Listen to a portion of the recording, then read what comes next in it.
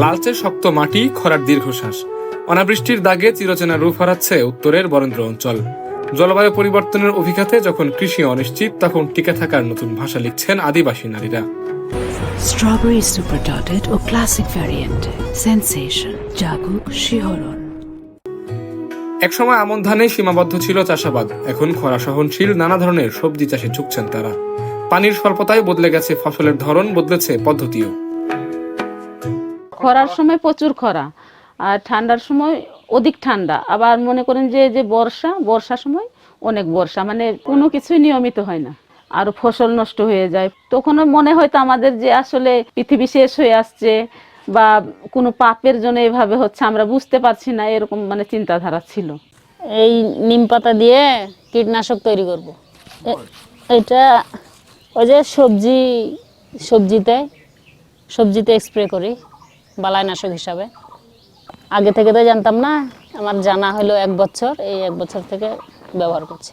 খরার সঙ্গে লড়তে পানি সংরক্ষণ এখন প্রধান কৌশল। উঁচু বেডে জমি চাষ, মালঞ্চি পদ্ধতি, জৈব সার ব্যবহার, প্রকৃতির সঙ্গে সামঞ্জস্য রেখেই এগোচ্ছেন তারা। সরকারি ও বেসরকারি সহায়তায় মিলছে প্রশিক্ষণ।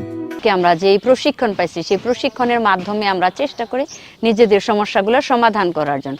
যদি আমরা পেরে না উঠি, তাহলে ঊর্ধ্বতন কর্মকর্তাদের সহায়তা নিই আমরা। কৃষিবিদদের মতে বরেন্দ্র অঞ্চলের প্রভাব সবচেয়ে বেশি। এখানে আদিবাসী নারীরা বহুমুখী ফসল আর পানি ব্যবস্থাপনায় গুরুত্বপূর্ণ ভূমিকা রাখছেন।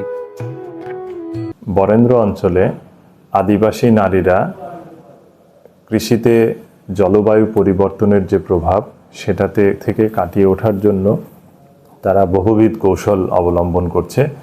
তার মধ্যে তারা উচ্চ ফলনশীল, খরা সহিষ্ণু এবং স্থানীয় জাত, পাশাপাশি স্বল্প মেয়াদী জাতগুলো তারা ব্যবহার করছে। এখানকার নারীরা, বিশেষ করে আদিবাসী মহিলারা, তারা কিন্তু কৃষিতে একেবারে ওতপ্রোতভাবে জড়িত। ধান লাগানো, ধান কাটা, তারপরে ফসল সংগ্রহ করার পর যে বীজ সংরক্ষণ থেকে শুরু করে, এবং বাড়ির আশেপাশে তারা ভার্মি কম্পোস্ট তৈরি করছে, খামারজাত সার তৈরি করছে, বিভিন্ন জৈব সার তৈরি করছে, এবং বাড়ির আঙিনাতে তারা কিন্তু সবজি বাগান, ফল বাগান তৈরি করছে। এক্ষেত্রে তারা কিন্তু কৃষিতে অত্যন্ত গুরুত্বপূর্ণ একটা ভূমিকা পালন করছে। খরার কঠিন মাটিতেও সবুজের স্বপ্ন বুনছেন তারা।